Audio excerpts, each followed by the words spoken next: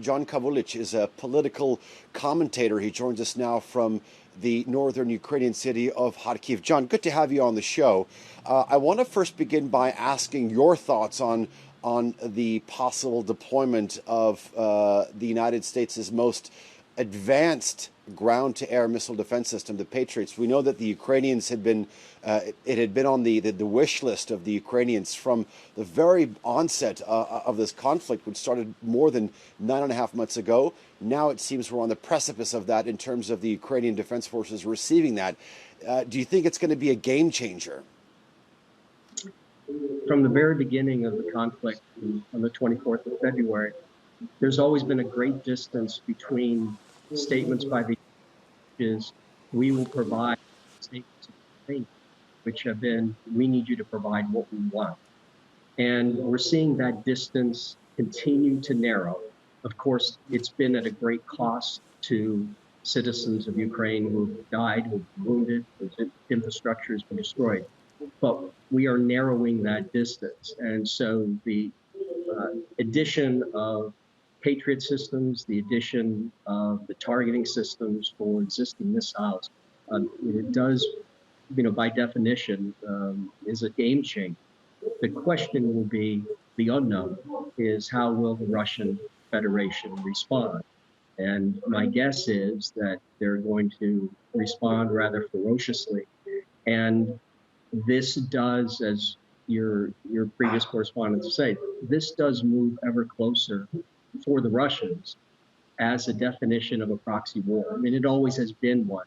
The Ukrainians were trained by NATO forces, provided technology by NATO forces, provided equipment by NATO forces. And when you do all of that, you're fighting Russia, that's a proxy war. So, while this is going to certainly save Ukrainian lives and save Ukrainian infrastructure, it's also going to increase the targets by the Russian Federation. John, I sort of want to get your thoughts on how the prospects of peace. I mean, as this sort of war continues or continues to take on a form of attrition, especially we're in the deep months of winter. We've been reporting in the news that sort of both sides, as we've heard from Rahul and Dasha just a moment ago, that both sides are accusing each other of having absolutely no appetite to bring this conflict to an end. I mean, this is certainly not going to help things. It certainly adds another dynamic that's going to have to be, no one likes to use the word negotiated, but it is going to be a process of negotiation. I still believe that what we're eventually going to see is President Erdogan of Turkey inviting both President Zelensky and President Putin to Ankara. And probably President Putin is going to accept that invitation, and he'll probably show up. And the pressure will be on President Zelensky to do the same. It's an awful choice. Give you, so one image. I was in Kharkiv on the 24th of February.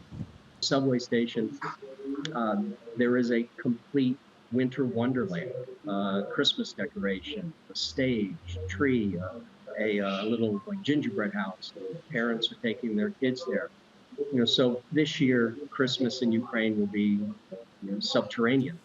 And that gives them, it scares a lot of them, but it also makes them mad and continues that anger. And so I don't think they're going to give in, but the pressure is going to continue on Ukraine to come to the table, whatever table that means. But we're now looking at $200+ billion globally in terms of tax commitments, and that's just going to create a lot of pressure. So it's unpleasant for the Ukrainians, but I have a feeling they're going to have to sit down and at least have a dialogue. But I don't know what that dialogue is. Okay. Pleasure talking to you, John. John Kavulich, a political commentator, joining us from Kharkiv. I do appreciate hearing your insight.